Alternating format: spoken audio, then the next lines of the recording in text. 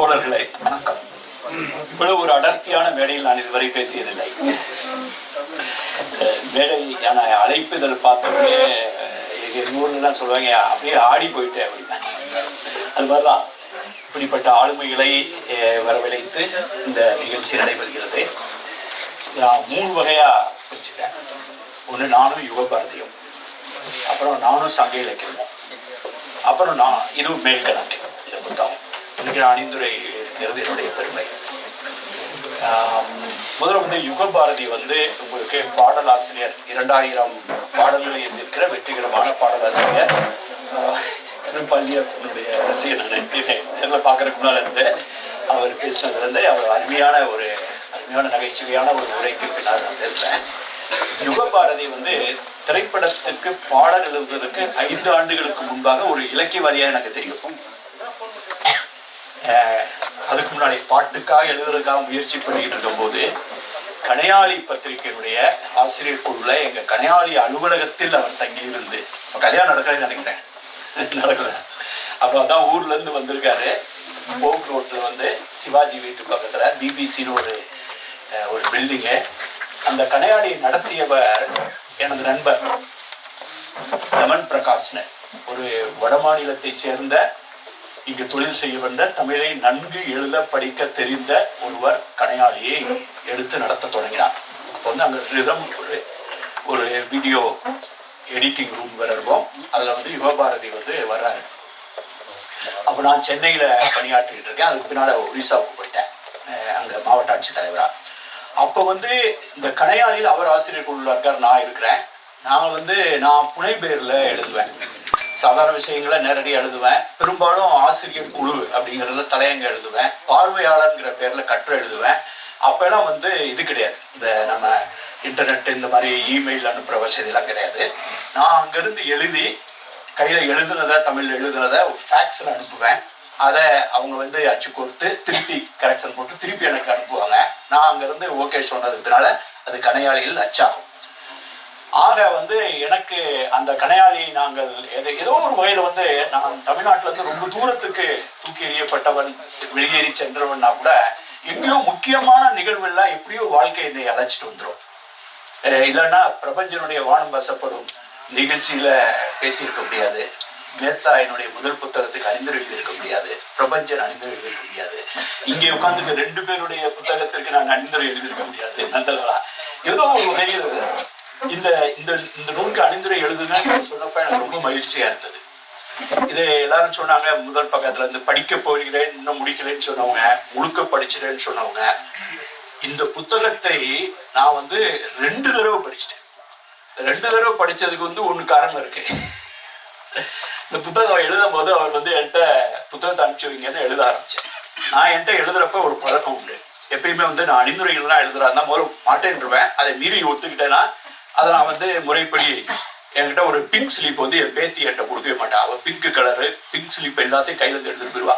மஞ்சள் ஸ்லீப் ஒன்று வச்சிருப்பேன். எங்கெங்க பிடிச்சிருக்கோ அந்த இடத்துல கோட்டு, நான் படிச்ச புக்கு வேற யாரும் படிக்க முடியாது, எல்லாம் கோடு கீடு போட்டு நோட்டு முக்கியம் அதெல்லாம் போட்டு அதுல நான் ஸ்லீப் போட்டிருப்பேன். ஸ்லீப் போட்டி இப்படி எல்லாம் ரெடி ஆகி எழுதலாம்னு தொடங்கும் போது திடீர்னு அந்த புத்தகத்தை காணாம போச்சு. என்னடா பண்றது, புத்தகத்தை இவ்வளவு நாள் கொடுத்துருக்காரு, அணிந்துரை வேற, புத்தகம் தேதி இல்லாம போட்டிருக்காருன்ட்டு அவர்கிட்ட மெதுவா போன் பண்ணி இந்த மாதிரி புத்தகம் காணாம போயிடுச்சு, திருப்பி ஒண்ணு அனுப்புங்க அப்படின்னு திருப்பி அனுப்பிச்சாரு. நான் திருப்பி ஒரு தடவை படிச்சு அதே மாதிரி மஞ்சள் ஸ்லீப் போட்டினேன். அப்ப அந்த மஞ்சள் ஸ்லீப் போட்டுனா 2வது வச்சு அணிந்துரை ஒட்டி சேர்க்க முடியுமான்னு கேட்டேன், சேர்த்துருவோன்னாரு. அதுக்கு பின்னாடி இன்னைக்கு வீட்டுக்கு ஒரிசாவில இருந்து அவர் வெளியூர்ல இருந்து வந்தனால வெளி மாநிலத்துல இருந்து வந்திருக்கேன். இன்னைக்கு ஃப்ளைட்ல மதியம் போய் வீட்டுல பார்த்துக்கிட்டு இருக்கேன். அந்த காணா போன புத்தகம் இருக்கு, ஒரு டிராயர்ல வச்சிருக்கு. மஞ்சள் ஸ்லீப் ஒன்று 2 புக்கு என்கிட்ட இருக்கு. அந்த வகையில தான் இந்த புத்தகத்துக்கு எழுதுறதுக்காக நான் அதை நீங்க அணிந்துரையை பார்க்க தெரியும். ரொம்ப அதாவது ஒரு புத்தகம் எழுதுன ஆசிரியர் இந்த புத்தகத்தை எழுதும் போது எனக்கு பிடித்திருந்தது அப்படின்னு யுகபாரதி எழுதினார். அவருக்கு அவரை பிடிச்சிருச்சுங்கிறார். அப்படின்னா எவ்வளவு பெரிய நிறைவு இருந்தா அந்த மாதிரி சொல்ல முடியும். அதே மாதிரி இந்த புத்தகத்தை படிக்கும் போது எனக்கு பிடிச்சிருந்தது, அணிந்துரை எழுதும் போது ரொம்ப ரொம்ப பிடிச்சிருந்தது. அதை நான் ரசிச்சு நிறைவா இந்த அணிந்துரை நான் தான் எழுதுறதான் பொருத்தம்னு அவர் சொன்னதையும் பண்றேன். இந்த நிகழ்ச்சியில எல்லாம் சொன்னாங்க, நான் அழைக்கப்பட்டிருக்கிறேன், எதனால நண்பர்னால வந்திருக்கேன், அதனால வந்திருக்கேன், இதனால வந்திருக்கேன். எனக்கு நான் 2-3 கோணங்கள்ல பார்க்கும்போது அவரை தெரியும், அறிமுகமானவருக்கு. அந்த கணையாளி நாங்க டேக் ஓவர் பண்ணி நடத்த ஆரம்பிச்ச போது சிதியம் ஹாலில் ஜெயகாந்தன் கலந்துக்கிட்டாரு, கமலஹாசனும் கலந்துக்கிட்டாரு, பாரதி கிருஷ்ணகுமார் பேசினாரு. அந்த வயசுல அந்த கூட்டத்துக்கு தலைமை தாங்கினவே நானு. அதுவும் எப்படி தெரியல. அதே மாதிரி இந்த நிகழ்ச்சிக்கு வந்திருக்கேன். ஏதோ ஒரு வகையில things are falling in place. இது எனக்கு ரொம்ப நிறைவா இருக்கு. இந்த புத்தகத்தை இந்த சங்க இலக்கியத்தை பற்றிய இந்த புத்தகம், யுகபாரதியினுடைய இந்த புத்தகம், இந்த புத்தகத்தில் பேசுவதற்கு அழைக்கப்படுவதற்கு நான் முற்றிலும் பொருத்தமானவன் என்று பணிவுடன் கருதுகிறேன். அதுக்கு ஒரு காரணம் இருக்கு. நான் அவர் சொன்ன மாதிரி தமிழ் இலக்கியத்தை தவிர வேறு எதையுமே படிக்காதவன். அதற்கு பின்னால் கிட்டத்தட்ட ஒரு வாழ்நாளினுடைய உறுதியாகவே 45 நாடுகளுக்கு போயிருக்கேன், 30 மாநில தேர்தல் நடத்திருக்கேன், 2 நாடாளுமன்ற தேர்தல் நடத்திருக்கேன், 3 பட்ஜெட் நேராவே எழுதியிருக்கேன், 9 பட்ஜெட்டோட தொடர்பு இருக்கேன், 4-5 புயலை பார்த்துட்டேன். எல்லா வேலையும் செஞ்சு எவ்வளவோ மேலும் படிப்பதற்கு வாய்ப்பு இருந்தா கூட MBA லா இதெல்லாம் படிக்கிறதுக்கு லண்டன் ஸ்கூல் ஆஃப் எக்கனாமிக்ஸ் எங்க போனா அப்படி எதுவும் போய் வேற எதையும் படிச்சுட்டா பாலகிருஷ்ணனுக்கு பின்னால அந்த MBA London school of economics paper ஆசை வந்துருமோ அப்படிங்கிறதுக்காகவே படிக்காம ஒரு MA தமிழ் மாணவனா மட்டுமே வாழணும்னு முடிவு பண்ணி அதனால படிக்காம இருந்தாங்க. அதுக்கு பின்னால ஆக நான் இங்க சென்னை தமிழ்நாட்டை விட்டு நான் IASல தேர்ச்சி பெற்று 84 போகும்போது இங்க தொடக்கமே ஒரு 7:30 தான் ஆரம்பிச்சிச்சு. எப்படின்னு கேட்டீங்கன்னா, அங்கிருந்து மதுரையில இருந்து வந்திருக்கேன். சென்னையில இறங்கியாச்சு. எங்க அண்ணன் ஒருத்தர் சென்னைக்கு வழி அனுப்புறக்காக வந்திருக்காரு. சொந்தக்கார ஒருத்தர் ரிசீவ் பண்ணி ஒரு டின்னர்லாம் கொடுத்தாரு. மறுநாள் ட்ரெயின்ல நான் போகணும். செகண்ட் கிளாஸ் போய் டெல்லிக்கு போக வேண்டியது. திடீர்னு ஆந்திராவில் கலவரம். ராமராவ் முதலமைச்சராக இருக்காரு. அவர் வெளிநாட்டுக்கு வைத்தியத்துக்கு போயிருக்காரு.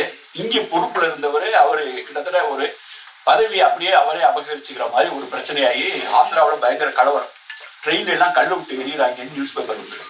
அப்புறம் எங்கள் அண்ணன் எல்லாம் பயந்துட்டாரு. அந்த ட்ரெயின் கீழே போகும்போது லேட் ஆயிடுச்சுன்னா இதுக்கு சிரமமாயிருன்னு பயப்படுறாரு. அது மட்டும் இல்லாமல் நாங்கள் IASலாம் முன்ன பண்ண கேள்விப்பட்டதே கிடையாது. என்னை பார்த்து IAS எழுதுன்னு சொன்னவர் பெருந்தலைவர் காமராஜர். 10ஆம் படிக்கும் போது என்னை பார்த்து IAS எழுதுன்னு சொன்னவரே அவர் தான். திண்டுக்கல் இடைத்தேர்தல் அப்போ நான்லாம் நிறைய பேர் பதவியில் வேலை பார்த்துட்டு அரசியலுக்கு வருவாங்க. நாங்களாம் அரசியல் இருந்துட்டு வேலைக்கு போனவங்க. ஸ்கூல்ல படிக்கும் போது அரசியல் பண்ணி 950 கூட்டம் பேசி காமராஜோட கார்ல டிராவல் பண்ணி அவர் ஓடியே போயிருன்னு சொன்னார். என்னைய இந்த பக்கமே வராதுன்னு நாடாளுமன்ற தேர்தல் சொன்னார். ஏன்னா எனக்கு தனியா கார் கொடுத்தாரு நெடுமாறன். எனக்கு என் கூட எங்க போகிற கார்ல வான்னு சொன்னாரு. என் கார் இருக்குன்னு. உனக்கு கார் இருக்கா அப்படின்னாரு. 10வது படிக்க கார் கொடுத்து கெடுத்துட்டாங்களா அப்படின்னாரு. அவர் வண்டியில கூப்பிட்டு சொல்லி ஓடியே போயிருன்னு என்னை விரட்டி விட்டார். நான் அப்படி போகும்போது இந்த ராமராவ் பிரச்சனைனால ட்ரெயினை கேன்சல் பண்ணிட்டு எங்க சொந்தக்காரர் சொன்னாரு ஃப்ளைட்ல போயிருந்தேன். ட்ரெயின்ல போனான்னு வந்தவன் சென்னைக்கு ஃப்ளைட்டா மாறும்னா எதிர்பார்க்கவே இல்லை. திடீர்னு சென்னை விமான நிலையத்துக்கு நான் விமான நிலையத்துக்கு போனதே கிடையாது. மதுரையில் எங்க ஸ்கூல்ல போய் விமான நிலையத்துக்கு கூட்டு போய் டூரிஸ்ட் மாதிரி காமிச்சிட்டாங்க. அப்ப விமான நிலையத்துக்கு போகும்போது அங்க போனாதான் சொல்றாங்க வெயிட்டு இவ்வளவு கிலோ தான் எடுத்துட்டு போகுது. எங்க அம்மா ஊறுகாய் பாட்டில இருந்து இட்லி பொடியில இருந்து என்னென்னமோ கொடுத்து, அது மட்டும் இல்லாம அங்க இருந்து லெட்டர் வந்துருச்சு IAS அகாடமில இருந்து. அதுல லெட்டர் என்ன எழுதியிருந்தாங்கன்னா, இங்கிலீஷ் சைக்கிள் ஸ்டார்ட் பண்ணியிருக்கிறதுல இந்த மாதிரி ஏதாவது பேட்மிண்டன் விளையாடுறது இந்த மாதிரி இருந்ததுன்னா அது வரும்போது பேட்மிண்டன் மட்டையெல்லாம் எடுத்துட்டு வந்துருன்னு எழுதிருக்கு. எங்க அண்ணன் படிச்சுட்டு ஒவ்வொன்றா டிக் பண்ணிட்டு வந்தவர் இது இருக்கு அது இருக்குன்னு பார்த்துட்டு பேட்மிண்டன் ஏதோ கிட்டத்தட்ட பேட்மிண்டன் மட்டையை எடுத்துட்டு போட்டா அங்கே வேலையில சேர்த்துக்கிற மாட்டாங்கிற மாதிரி பேட்மிண்டன் மட்டை என்ன பண்றது. எங்க தெரிஞ்ச ஒருத்தர் மதுரையில ஒருத்தர், அவர் ஸ்போர்ட்ஸ்ல வேலை பார்த்தவர். அவர் நம்ம தான் ஸ்போர்ட்ஸ் ஆஃபீஸர் கட்டு அவர் ஒரு பேட்மிண்டன் கொண்டு நான் பேட்மிண்டன் மட்டையை தொட்டதே கிடையாது. பேட்மிண்டன் சைட்ல போனது கிடையாது. இவர் அதை வேற அதை திணிச்சு விட்டார். திணிச்சு விட்டு ஏதோ போகும்போது ஜாயின் பண்ண போகும்போது பேட்மிண்டனோட போனதால் ஜாயின் பண்ண விடுவாங்கிறவங்க முன்ன பின்ன இருந்தா தானே சொல்லியாரு தெரியும். அப்படி போகும்போது இங்கே வெயிட்டை பார்க்கும்போது இவ்வளவு வெயிட் எடுத்துட்டு போக கூடாது. ஒவ்வொன்றா தூக்கி எக்ஸ்ட்ரா ஷூ ஒன்று இருந்துச்சு வெயிட்டு, அது இது ஊறுகாய் பாட்டில் அதுக்கு இதெல்லாம் போட்டு இந்த வெயிட்டுக்கு மேலே இல்லைன்னா லாஸ்ட் மூமெண்ட்ல எவ்வளோ நிறைய பணம் கட்டுறான். பேட்மிண்டன் மட்டையெல்லாம் தூக்கி போட்டு என்னால தூக்கி போட முடியாது. அதை மட்டும் தூக்கி போட்டேன்னா பேட்மிண்டன் மட்டையெல்லாம் காப்பாத்திடலாம். 2 சங்க இலக்கிய புக்கை ஏன் தான் எடுத்து வச்சுன்னு தெரியும். அது நான் பேக் பண்ணும்போது மண்டையில என்னதான் வேலை பார்த்துச்சுன்னு தெரியல. ஏதோ பரிசு வாங்கியிருக்கேன். இந்த சங்க இலக்கியம் தொகுதி 1, 2 அப்படின்னு இவ்வளவு பெரிய புக்கு 2 புக்கு இந்த 2 புக்கை போட்டேன்னா ஊறுகப்பட்டை இது மட்டை எல்லாம் காப்பாத்திடலாம். அப்ப எனக்கு அந்த சென்னை விமான நிலையத்துல இந்த 2 புஸ்தகத்தை விட்டு போவதற்கு எனக்கு மனசு வர. ஊறுகாரு பெட்லாம் போட்டு எல்லாத்தையும் தூக்கி போட்டு, பழைய பேண்ட் சட்டை கூட தூக்கி போட்டு, எல்லாம் தூக்கி போட்டு இந்த 2 புஸ்தகத்தை தூக்கிட்டு கையில கொண்டு போனேன். 40 வருஷத்துக்கு பின்னால சங்க இலக்கியம் தொடர்பான புத்தகத்தோட தான் இங்க திரும்பி வந்திருக்கேன். அதனால சங்க இலக்கியத்தை பத்தி எழுதப்படுகிற ஒரு விஷயம், சங்க இலக்கியம் திருக்குறள் எங்க இருந்தாலும் ஓடி வந்துருவேன். என்னை எங்கேயாவது போறது. இப்ப சமீபத்துல நானும் சுந்தரம் ஒரு கூட்டத்துக்கு போயிருந்தோம். இந்திரனுக்கு ஒரு பாராட்டு விழா இங்க நடந்த ஒரு ஃபங்க்ஷன்ல ஒரு ஃபியூ மந்த்ஸ் பேக். இந்திரனுக்கு பாராட்டு விழாங்கும்போது நானும் பாராட்டுறதுக்காக வந்திருக்கேன். ஒரு 2-2.5 மணி நேரத்துக்கு முன்னாலே வந்துட்டு, நான் இது வரைக்கும் நிறைய டைம் கிடைச்சது, நானும் சுந்தரம் போய் உட்காந்தோம். அங்க ப்ரொஃபசர் சுடர்வெளி அப்படின்னு அவங்க பேராசிரியர் திடீர்னு என்னைய திரும்பி பார்த்தவங்க கேட்டாங்க, இப்போதும் கேட்பாங்கல்ல, நீங்க எப்போ வந்தீங்க அப்படின்னு கேட்பாங்கல்ல, நீங்க எப்போ ஹாலுக்கு எப்போ வந்தீங்கன்னு கேட்டா பரவாயில்ல, நீங்க எப்ப சமகாலத்துக்கு வந்தீங்கன்னு கேட்டா. அவருக்கு கூட இருந்தாரு. நான் என்னை யாருமே சமகாலத்தை சேர்த்துக்கிறது இல்லை. நான் என்னுடைய சமகாலம்னா ஆபீஸ் வேலை, ஆபீஸ் வீடு, வீட்டுல இருந்து காரு, அதுக்கு போனோம்னா சங்க இலக்கியம், அதை விட்டா சிந்துவெளி. இந்த சிந்துவெளி, சங்க இலக்கியம், கம்ப்யூட்டரு, இதை தவிர எனக்கு வேற எதுவுமே தெரியாது.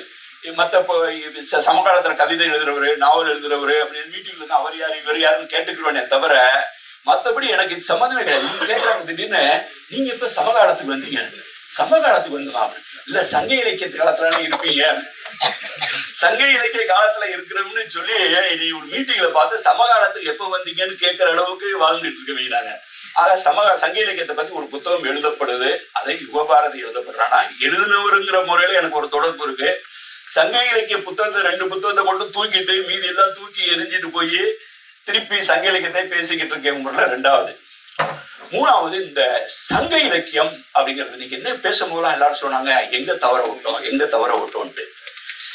இந்த சிந்துவெளிக்கெல்லாம் அப்புறம் வருவோம், முடிஞ்சா பேசுவோம், இல்லைன்னா முடியணும். அது நீங்க யூடியூப் கேட்டாலே தெரியும். இந்த சங்க இலக்கியத்தை எங்க தவற விட்டோம், நம்ம எங்க திசை மாறணுங்கிறது 2-3 ஒப்பீனியன் வந்துச்சு. நீங்க பாத்தீங்கன்னா, முதல்ல இந்த புத்தகத்தை பற்றி ஒரு முக்கியமான ஒரு விஷயத்தை சொல்றேன். இந்த புத்தகத்தில் இவர் பயன்படுத்த கொண்டு ஓட்டு பொருள்கோள் அப்படி இப்படிலாம் மரபுப்படி சொல்லியிருந்தா கூட, அவர் பயன்படுத்திருக்கிற டெக்னிக் ஸ்ட்ரீம் ஆஃப் கான்சியஸ்னஸ் அப்படின்னு ஒரு நேரேட்டிவ் டெக்னிக் ஒன்று. ஸ்ட்ரீம் ஆஃப் கான்சியஸ்னஸ் நனவோடை பேர். நனவோடை. ஒரு மனுஷன் அப்படி நம்ம உட்கார்ந்துருக்கும் போதே மைண்ட் அங்க போகும், அங்க போயிட்டு இருக்கும்போது இங்க போகும். அதுக்கு பேர் நனவோடை. நான் தினமணியில வேலை பார்த்துட்டு, பத்திரிகையால வேலை பார்த்துக்கிட்டே ஐஏஎஸ் ப்ரிப்பேர் பண்ணும்போது இந்த நனவோடை டெக்னிக்கை வச்சுதான் நான் எனக்கு ப்ரிப்பேர் பண்றேன். நனவோடை டெக்னிக்னா, பஸ்ல நான் ஒன்னு நின்று போகலான்னு பஸ்ல உட்காந்துருப்பேன், கண்டக்டர் சீட்டு உட்காந்துருப்பேன். அப்ப நனவோடை திரும்பி பார்க்கும்போது புலிக்கடை அப்படின்னு ஏதாவது ஒரு புலிக்கடை இருந்துச்சுன்னா, புலி அப்படின்னா டேமரினுடைய பொட்டானிக்கல் நேம் என்ன, அப்புறம் திண்டுக்கல் அப்படின்னு பார்த்தா லாக்குன்னா அலிகார். ஒண்ணுல இருந்து இந்த செயின் மாதிரியே திங்க் பண்ணிட்டு மண்டையில யோசிச்சுட்டே போவேன். அதாவது படிக்கிறதுக்கு நேரம் இல்லாட்டாலும் இந்த நனவோடை டெக்னிக்கை வச்சு ப்ரிப்பேர் பண்ணுவேன். இந்த புத்தகம் முழுவதுமே அவர் பயன்படுத்தி இருப்பது நனவோடை, அதாவது ஸ்ட்ரீம் ஆஃப் கான்சியஸ்னஸ். இதை பேசும்போது அது யாவும் வரும், அதை பேசும்போது இது யாவும் வரும், இதை தொட்டு அது, அதை தொட்டு இது, அப்படியே ஒரு வலையை பின்னிருக்கார். அப்படிப்பட்ட ஒரு சங்க இலக்கியம் நம்முடைய பெருமிதங்களில் ஒன்று. நாம் எங்கே தவற விட்டோம், நாம் ஏன் அதை பேசுகிறோம்? நான் அடிக்கடி சொல்லிட்டு இருக்கேன், ஒரு மனிதன் தன்னுடைய 2 கையில 2 புத்தகங்களை தான் பிடிச்சுக்கணும், அதை மட்டுமே விடாம கெட்டியா பிடிச்சுக்கணும்னு சொன்னா, நான் சங்க இலக்கியம், திருக்குறள், இந்த 2ஐ மட்டுமே கெட்டியாக பிடித்துக் கொள்ள வேண்டும். அது என்ன ஆனாலும் நீங்க விடக்கூடாது. கம்பராமாயணத்தை விட்டுடலாம், பெரிய புராணத்தை விட்டுடலாம், பக்தி இலக்கியத்தை விட்டுடலாம், வில்லி பாரதத்தை விட்டுடலாம், எல்லாத்தையும் விட்டுடலாம். இருந்தா படிக்க நேரம் இருந்தா படிங்க. ஆனால் விடக்கூடாத 2 இருக்கிறது என்றால் அது சங்க இலக்கியமும் திருக்குறளும். ஏன் அப்படின்னு கேட்டா, அதை எங்க தவற விட்டோம் அப்படின்னு கேட்டீங்கன்னா, கபிலர் இருக்காருல்ல, அவர் ஒரு புத்தகம் எழுதுறாரு, குறிஞ்சி பாட்டு. அந்த புக்கை ஏன் எழுதுறேன், பாட்டை எழுதுறேன்னு சொல்லும்போது சொல்றாரு, ஆரிய அரசன் பிரகத்தனுக்கு தமிழ் அறிவித்தல் மாட்டு. ஒரு ஆரிய மன்னன் இருக்கான் பிரகத்தனுக்கு, அவனுக்கு தமிழ்னா என்னன்னு சொல்லி கொடுக்கறதுக்காக இந்த புக் எழுதுனேன் அப்படிங்கிற குறிஞ்சி பாட்டு காதல். அதுலதான் மலர்களுடைய எண்ணிக்கைலாம் வருது. ஆக தமிழ் எனில் அகம், தமிழ் எனில் காதல், தமிழ் எனில் காதல். நீங்க பரிபாடல் வைகையில சொல்லுவான், எல்லாத்துலயும் நீங்க தமிழ் அந்த இதுல வந்து இந்த அகப்பாடல்கள் இருப்பீங்களா, அந்த அகப்பாடல் வந்து அதனுடைய தமிழினுடைய உள் ஊற்றாரு. அதுல இருந்து ஒரு ஸ்டேஜ்ல நம்ம விலகி வந்து தெய்வ காதலுக்கு போனோம். சுந்தர்காளி ஒரு புக் எழுதியிருப்பார், கடவுட்காதல் ஒரு புக் எழுதியிருப்பார்.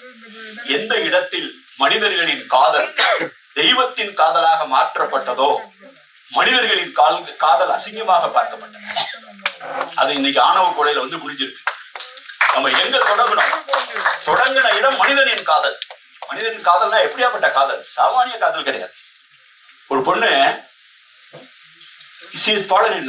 யாரையோ லவ் பண்றான், அவங்க வீட்டுல தெரியல, எப்பயுமே விட்டத்தை பார்த்துட்டு இருக்கா, தூங்குறாதுக்கு சரியா சாப்பிடறது இல்ல, உடம்பெல்லாம் மெலிஞ்சு போயிட்டு இருக்கு. அவங்க அம்மாவுக்கு என்னடா ஆச்சு, என்ன அப்படியே ஒரு மாதிரி விட்டத்தை பார்த்துட்டு இருக்கா, ஒரு மாதிரி இருக்காளே, யார்கிட்டயும் பேச மாற, டிப்ரெஸ்டா இருக்கா. அப்ப டிப்ரெஸ்டா இருக்கும் போது எல்லாரும் பொதுவாகவே காத்து கருப்பு போன இடத்துல ஏதாவது பயந்துருப்பாங்க போது பொதுவாக வந்து எங்க ஊர்ல எல்லாம் சாமி ஆடுறது கூப்பிடுவாங்க, ஆளா கோடாங்கலாம் அடிப்பாங்க. அது மாதிரி வேலன் வெறியாட்டுன்னு சங்க இலக்கியத்துல வந்து வேலன் வெறியாட்டுன்னு அந்த வேலன் கூப்பிடுவாங்க. அவன் வந்து அப்படியே வரவழைச்சு ஆடு கீடெல்லாம் பள்ளியெல்லாம் கொடுத்து எந்த இடத்துல கருப்பு எங்க ஊர் பக்கம்லாம் கோடாங்கி அடிக்கும் போது அந்த ஏரியாவில் தற்கொலை பண்ணுவீங்க பேரெல்லாம் வச்சிருப்பாங்க. எந்த யாருடைய ஆவி வந்திருக்கும்ட்டு ஒவ்வொரு பேரை சொல்லும் போது மண்டை ஆட்டும் போது சாந்தி தான் வந்திருக்கு அப்படின்ட்டு அந்த பேரை போட்டு இது பண்ணிடுவாங்க. அது மாதிரி இந்த வேலன் வெறியாட்டும் போது அவன் வந்து தோழி சொல்றா, முருகனை பார்த்து சொல்றா, வேலன்னா முருகன் தானே வந்து இறங்கியிருக்காரு, நீ வந்து இவன் ஒரு டுபாக்கூர் பையன் வேலன் பூசாரி கூப்பிட்டான்னு நீ வந்திருக்கே முருகா, நீ வந்து ஒரு கடவுள், நீ எவ்வளவு முட்டா பயலா இருக்க. யாரு ஒரு தோழி வந்து கடவுளை பார்த்து சொல்றா, மடவை மன்ற முருக நீ மடத்தனமா இருக்க, இவன் கூப்பிட்டான்னு வந்திருக்க, உனக்கு தெரியாதா, நீ காரணம் இல்லைன்னு. வேலன் வெறியாட்டுறதுக்கு நீ வந்து அவ எதுவும் காத்துக்கு இருப்பினா ஒண்ணு இல்ல, அவள் லவ் பண்றான்னு உனக்கு தெரியாதா அப்படிங்கிறா தோழி. அப்ப முருகனை பார்த்து உனக்கு அறிவு இருக்கிறதா என்று கேள்வி கேட்டு இவன் கூப்பிட்டியன்னு வந்திருக்கு கேள்வி கேட்ட ஒரு தோழி. அது காதலுக்கு அவன் கொடுக்குற முக்கியத்துவம். ஒருத்தன் வண்டி ஓட்டிட்டு போறான், கூட ஃப்ரெண்ட் இருக்கான், அவன் பாப்பனன், அவன் அந்தனர். இவன் வந்து இந்த தலைவன் கேட்கிறான், பாப்பன மகனே நீ எல்லாம் வேதத்தெல்லாம் படிச்சிருக்க, உன்னுடைய வேதத்துல காதல்ல கஷ்டப்படுறவனுக்கு ஏதாவது வழி இருக்கா, ஏன்னா அவனுக்கு தெரியும் அது இல்லை அப்படின்னு. ஆக காதல் கொண்டாடப்பட்ட ஒரு காலத்தில் இருந்து அப்படியே அந்த காதலை அப்படியே நாயகி பாவம் என்ற பெயரில் கடவுளை காதலிப்பதாக கடவுள் காதல் என்று நாம் மடை மாற்றினோம். சங்க இலக்கியம் தொடர்ந்து ஒரு அரசியலை பேசிக்கொண்டே இருக்கிறது. நானெல்லாம் அரசியலில் இருக்கிறேன், ஆனால் தேர்தல் நிற்கல. பண்பாட்டு அரசியலில் நாங்கள் இருக்கிறோம், பண்பாட்டு அரசியலை தொடர்ந்து பேசி வருகிறோம். இது பழனியப்பன் சாருக்கு இது 2வது அறை. பாலகிருஷ்ணன் வந்து பேசும்போது அது கட்டாயம் சொல்லாம இருக்க மாட்டார். சில விஷயங்களை நம்ம இங்க சொல்லாம இருக்க முடியாது. சிந்துவெளி விட்ட இடமும் சங்க இலக்கியம் தொட்ட இடமும் நான் எல்லா மேடையிலையும் சொல்லுவேன். அதனாலதான் ஏர்போர்ட்ல இறங்கணும்னா பையன் வரான், திடீர்னு சார் அப்படிங்கிறான், கூப்பிடுறான், கையில செல்ஃபி எடுக்கும்போது சிந்துவெளி விட்ட இடமும் சங்க இலக்கியம் தொட்ட இடமும் ஒன்றேங்கிறான். அவள் வாழ்ந்ததுக்கான பயன் எனக்கு அடைஞ்சது. வேற என்னடா வேணும்?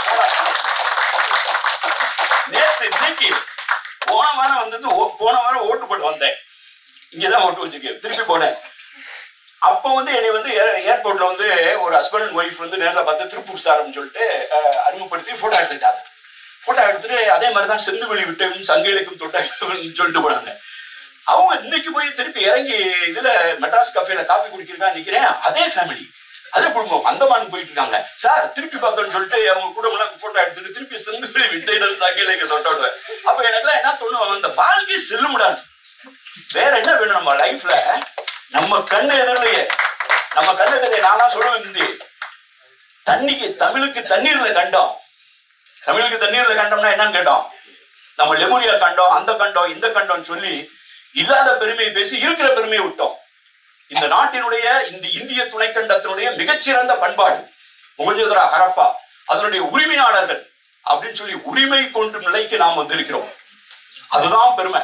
அந்த பெருமிதத்தை ஏன்னு கேட்டீங்கன்னா, சங்க இலக்கியம் ஒரு மாநிலத்தினுடைய இலக்கியம் அல்ல, ஒரு மாவட்டத்தின் இலக்கியம் அல்ல. தமிழும் கூட அப்படித்தான். இது ஒரு மாவட்ட மொழி அல்ல, ஒரு மாநிலத்தின் மொழி அல்ல, இது ஒரு நாகரிகத்தின் மொழி. அதை போலவே சங்க இலக்கியம் ஒரு மாவட்டத்தின் இலக்கியம் அல்ல, ஒரு மாநிலத்தின் இலக்கியம் அல்ல, இது இந்திய துணைக்கண்டத்தின் இலக்கியம். சங்க இலக்கியத்தை தான் தெரியும். கவரிமா அவர் சொன்னார் பத்தியில விலங்கு யானையை பத்தி. கவரிமாங்கிற விலங்கு இமயமலையில 15,000 அடிக்கு கீழே இறங்கி வந்தா முடி உதுந்து செத்து போயிடும், அதுக்கு மேலதான் இருக்கும். அங்கு வானத்தை தொடுகிற கவரிமாவை பத்தி சொல்லும் போதெல்லாம் சங்க இலக்கியத்துல இமயம் வானத்தை தொடுகிற இடம் தான் சொல்லுவாங்க. அது நரந்தைங்கிற ஒரு நரும் புல்ல சாப்பிடும், வாசனை புல். தகரம்ங்கிற ஒரு மரத்துக்கு கீழே தூங்கும். நான் போய் திபேத் கல்ச்சரல் சென்டர், நான் காஷ்மீர் தேர்தல் நடக்கும்போது லடாக்ல போய் விசாரிச்சிருக்கேன். அது எங்க தூங்கும், அது என்ன புல்லு சாப்பிடும், அது எந்த மரத்துக்குள்ள தூங்கும்னு கேட்டீங்கன்னா அந்த தகர மரம், நரந்தை நரும்புல் அப்படின்னு சொல்றத நீங்க கூகுள் பண்ணி பாருங்க. அரோமா டீ ஆஃப் யாப்னு போடுங்க. திபேத்லயும் சைனாவிலையும் ஒரு டீ விற்பான். அந்த டீ என்னன்னு கேட்டீங்கன்னா ரொம்ப வாசனையா இருக்கும். அதுக்கு அவன் சொல்ற காரணம், இந்த கவரிமா இந்த வாசனை புல்ல தின்னுட்டதுனால அந்த வாசனை உடம்புல இறங்கி அது பால்ல இறங்கி அந்த பால்ல போட்ட டீனால அது வாசனையா இருக்குன்னு அது இன்னைக்கு நீங்க கூகுள் பண்ணுங்க. இந்த டீட்டெயில் சங்க இலக்கியத்துக்கு எப்படி தெரிஞ்சு? எலும்பு தின்னும் ஒட்டவன். நிறைய பேர் இங்க வந்து சங்க இலக்கியத்துல பத்தி, சங்க இலக்கியத்தினுடைய பாலைத்திணை பாடல்கள்லயே ஒரு PhD தீசிஸே இருக்கு 1952ல. அதுல ஒட்டகம்ங்கிற வார்த்தையே இல்லை. ஆனால் ஒட்டகம் எலும்பு தின்னும் என்று இந்தியாவிலே சொன்ன ஒரே இலக்கியம் சங்க இலக்கியம் தான். ஆனால் தமிழ்நாட்டில் பாலைவனம் இல்லை. அந்த ஒட்டகம் சும்மா போகல, சர்க்கஸ்ல இல்ல, கோயில்ல கட்டி போடல. அந்த ஒட்டகம் வணிகர்களுடைய சுமையை தூக்கி செல்கிறது. தென்னிந்தியா முழுவதுமே மாடுதான் தூக்கிட்டு போகும், ஒட்டகம் தூக்கிட்டு போகாது. அந்த ஒட்டகம் எப்படி தெரிஞ்சது? ஒரு இடத்தில் ஒரு அத்திரிங்கிற ஒரு கோவிலுக்கு எழுந்த மாதிரி அத்திரிங்கிற ஒரு மிருகத்தினுடைய தலைவன் நாங்க வண்டியில ரேக்லா மாதிரி வண்டி ஓட்டிட்டு வர்றான். அதனுடைய கால் நொண்டிட்டே போகுது. ஏன்னு கேட்டீங்கன்னா அத சுறாவுடைய குஞ்சு காலில் கடிச்சிருக்கு. ஒரு சுறா ஒரு அத்திரியினுடைய காலை கடிக்கக்கூடிய ஒரே இடம் கட்ச். நன்னன் என்ற மன்னனுடைய பாரம், பாலி, அவன் சொல்ற மலை, நவீனமலை எல்லாமே மகாராஷ்டிராவில் லொகேட் பண்ணிருக்கோம். கொற்கை, வஞ்சி, தொண்டி, நூற்றுக்கணக்கான கண்ணகி, பூம்புகார், கோவலன் எல்லாமே. ஆக சிந்துவெளிக்கு உரிமையை கொண்டாடுவதன் மூலமாகத்தான் இந்திய துணைக்கண்டத்தினுடைய பண்பாட்டு அரசியலை மீட்டெடுக்க முடியும் என்று நாங்கள் உறுதியாக நம்புகிறோம். ஆக அங்கதான் நம்ம தவற விட்டோம்னா என்னாச்சு? ஆனால் சங்க இலக்கியம் அந்த அரசியலை பேசுகிறது. சங்க இலக்கியத்தை வந்து நம்ம எப்படி எடுத்துக்கணும்னு கேட்டீங்கன்னா, அப்பயே நமது மீது பண்பாட்டு தாக்கங்கள் வர தொடங்கி விட்டன. பலியாக சாலை முதுகுடும்பி பெருவழிதுன்னு ஒரு பாண்டியன் மன்னன் இருக்கான். அவன் எவ்வளவு யாகங்கள் நடத்திருந்தா அவனுக்கு பேரு பலியாக சாலை முதுகுடும்பி பெருவழிதின்னு பேர் வச்சிருப்பாங்க. அந்த காலகட்டத்தில் வந்ததுக்கு பின்னால சங்க இலக்கியம் அரசியல் பேசுகிறது, பண்பாட்டு அரசியலை பேசுகிறது. இந்தியாவினுடைய இப்பெல்லாம் பேசிய புதிய கல்விக் கொள்கைன்னு பேசிக்கிட்டு இருக்கோம்ல, நியூ எஜுகேஷன் பார்ட்டி. இந்தியாவுடைய தமிழ்நாட்டினுடைய முதல் கல்விக் கொள்கையை அறிவிப்பவனின் பெயர் ஆரியப்படை கடந்த நெடுஞ்செழியன். அவன் சொல்றான், அறிவுடையோன் ஆறு அரசும் செல்லும்.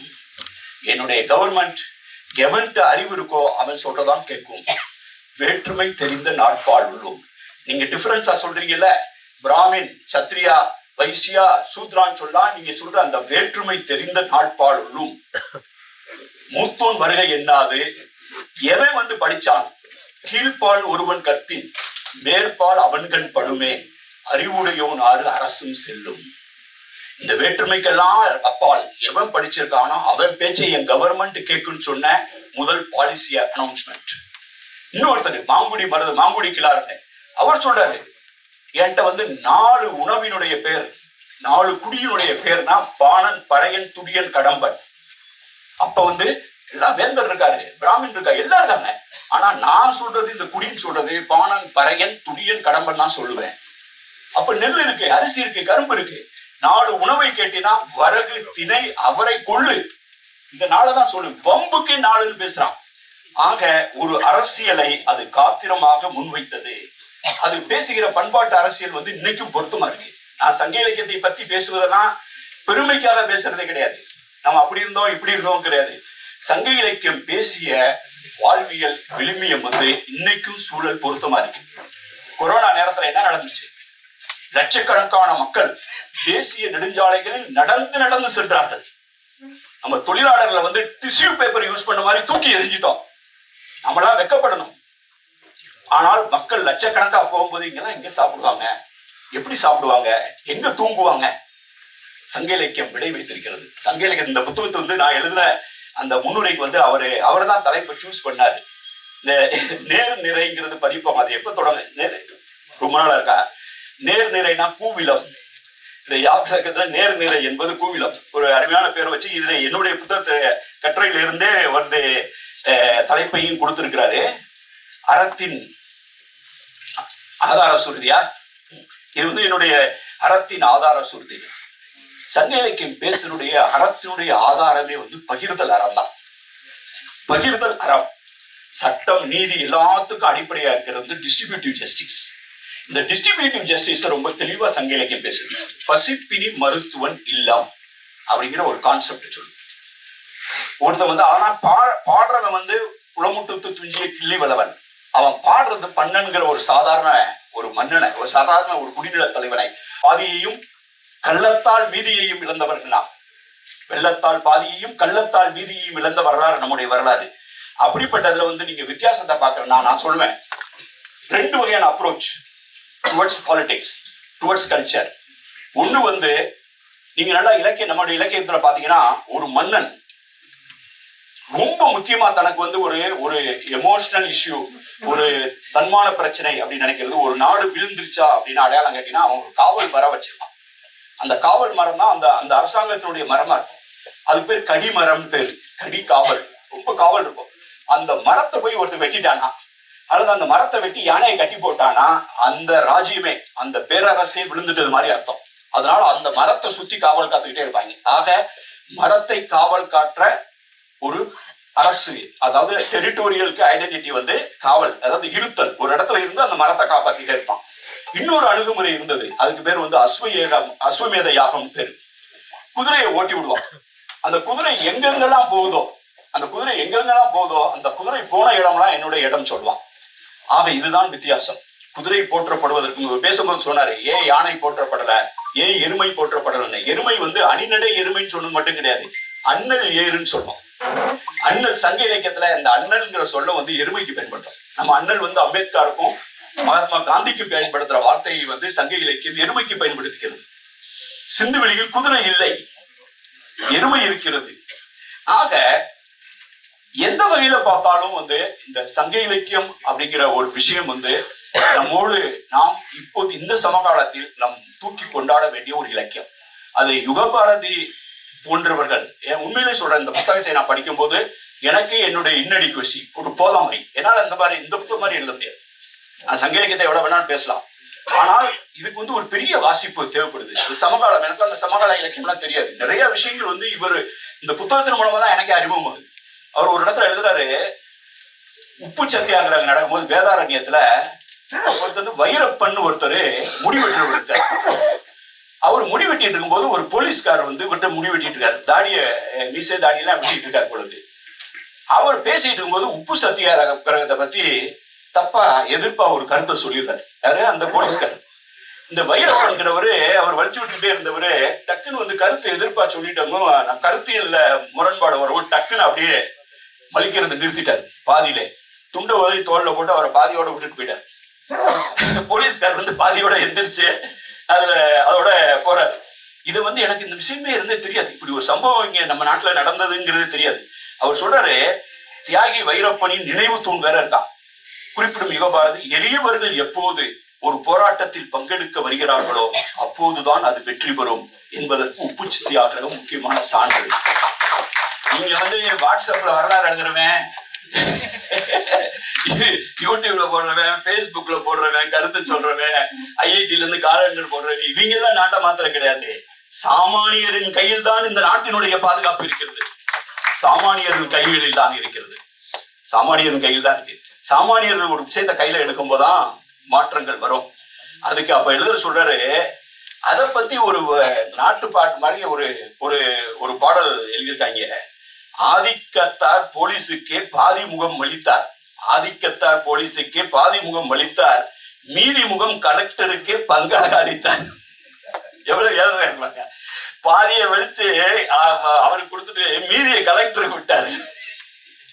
ஆக இப்படிப்பட்ட இந்த விஷயம் நிறைய வந்து இன்னொரு இடத்துல இவர் யுகபாரதி எழுதுறாரு, ராஜாக்களுக்கு அனைத்துமே தாமதமாகத்தான் விளங்கும், ராஜாக்களுக்கு அனைத்துமே தாமதமாகத்தான் விளங்கும், துதிபாடிகள் சூழ இருப்பவர்கள். இந்த துதிபாடிகள்னு இவர் சொல்றதை வந்து நான் வாடகை புலவர் பேர் வச்சிருக்கேன். வாடகை புலவர் என்னுடைய கவிதையில அடிக்கடி 23ஆம் புலிகேசி வச்சு நான் எழுதிட்டு இருப்பேன்.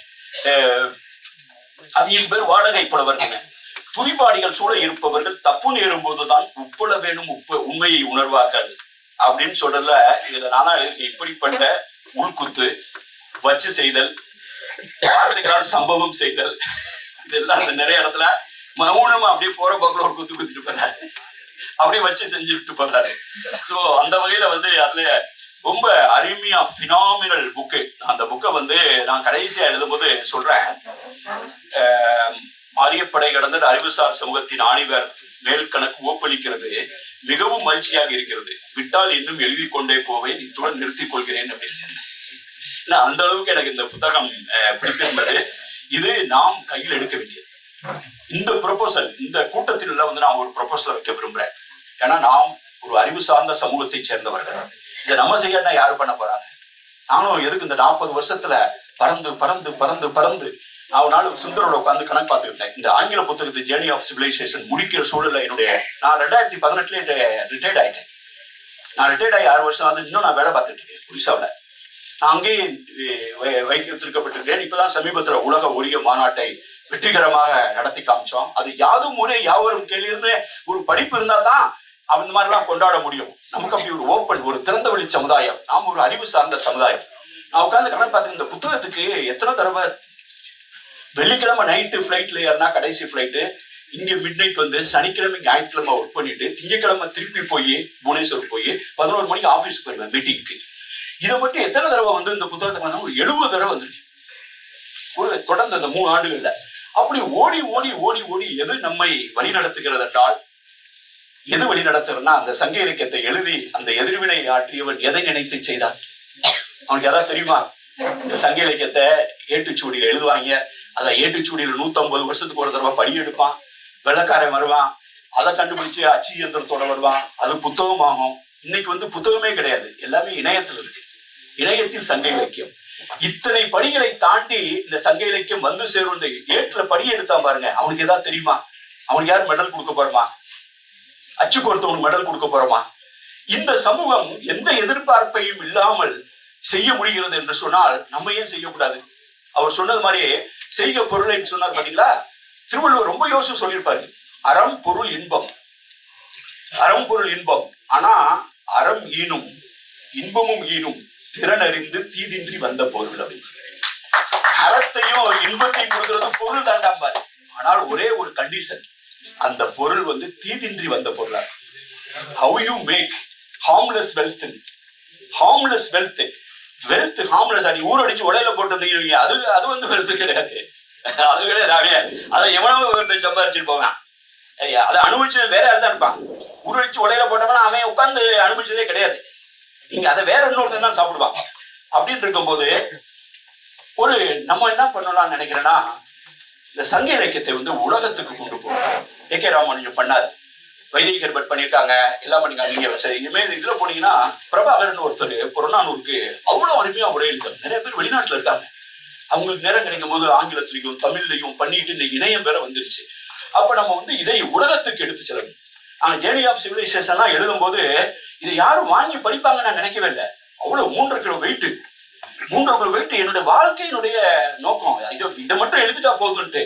ஆனா 10,000 புக்கு ஆங்கிலத்தில் தமிழ் சேர்த்து 10,000 புக்கு எங்களால ஹேண்டில் பண்ண முடியல. இப்ப நான் தமிழ்நாடு கவர்மெண்ட் எழுதியிருக்கேன். ஒண்ணுமே ஒண்ணுமே நீங்க எடுத்துட்டு நீங்களா வித்துக்கு அடிச்சு என்ன வேணாலும் கொடுத்துங்க, யாருக்கு வேணாலும் கொடுத்துக்கணும்னு சொல்லி சரண்டர் ஆயிட்டோம். அந்த அளவுக்கு அமெரிக்காவில $838 அதை வித்திருக்கான் பிளாக்ல இந்த புத்தகம். வேணா அங்க இது கிடையாது, பிரதி கிடையாது. ஆக நாம் செய்ய வேண்டியது வேணா இப்படி திங்க் பண்ணலாம். ஒரு 10 பேர் சங்க இலக்கியத்தின் மீது காதல் கொண்ட ஒரு 10 பேர், 10 பாடல், 100 பாடல் நம்ம செலக்ட் பண்ணுவோம். இந்த 100 பாடல்களை செலக்ட் பண்ணி தமிழ் கொண்டு அதை ஆங்கிலத்தில் முடியவர்கள் வைத்து மொழிபெயர்த்து உலக மொழிகளில், அதாவது செலக்ட் பண்ண இந்த சங்க இலக்கியத்துல சொல்லியிருக்க எல்லாமே சிறப்பா இருக்குன்னு அவசியம் கிடையாது. அது பேசுகிற அரசியல், அது பேசுகிற விழுமியம், அதில் சமகாலத்திற்கு எது தொடர்பு இருக்கிறதோ. பசிப்பினி மருத்துவமனைல உரு பசியும் ஓவாப்பினியும் செருபகையும் சேராது என்பது நாடு. ஒரிசாவுல இந்த கொரோனா நேரத்துல தெருவுல ஒருத்தன் கூட நடந்து போல. கொரோனாவுக்கு ட்ரீட் பண்ணி ஒரு நயா பைசா யாருமே செலவழிக்கல, எல்லாத்தையுமே நாங்க பேமெண்ட் பண்ணோம் கவர்மெண்ட்ல இருந்து. ஆக அதுக்கு பயிற்சி எங்க? அப்படி திங்க் பண்றதுக்கே எங்களுக்கு சங்க இலக்கியம் சொல்லி கொடுக்குது. சங்க இலக்கியம் சமகாலத்திற்கு தொடர்புடையது.